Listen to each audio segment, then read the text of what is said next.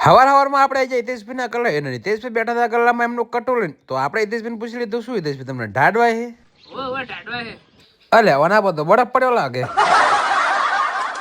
પછી આપણે અહીંયા ઘરે ઘરે નહીં બિન ફ્રેશ થઈ ગયા કારણ કે જવાનું હતું આપણે થોડું બહાર તો હેડવાનું થયું ત્યાં તો ચા બની ગઈ તો આપણે પી લીધી ફટાફટ ચા તો આપણે જ્યાં કરાવી લીધું મૂકી દીધું ગાડીમાં કારણ કે થાય હતું આપણે ત્યાં થોડું મોડું તો પછી આપણે વરના બેબી હલકારી દીધી નીકળી ગયા વાલેવડા બાજુ ફાઇનલી મિત્રો આપણે પહોંચી ગયા વાલેવડા ને આપણો ભાઈબંધ મળી ગયો ફોનમાં એટલો બીજી એક હામો તાકતો નહીં અને આટલું વડે આપણે વરના બેબી થઈ ગઈ તરસી અહીંયા પેટ્રોલ પંપે બહુ તરસી થાય હો ભયા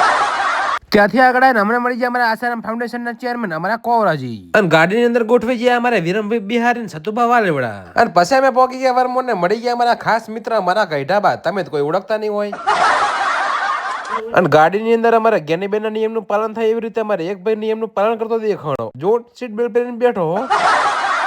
અને ત્યાંથી પછી આપણે બધા મિત્રો આવી ગયા કારણ કે અત્યારે આપણા મિત્રોને ત્યાં પાર્ટી આશે આપણા મિત્ર નરેશલાલ કરથલ આ વિરમભાઈ બિહારી અને આશે આપણા કઈઢાવા આશે આપણા શૈલેષભાઈ જાડિયા અને આશે અમારા સદુભા વાલેવડા તો બધા મિત્રો ભેગા થઈ ગયા પાર્ટી પતી જઈને હવે ટાઈમ થઈ ગયો ઘર બાજુ જવાનો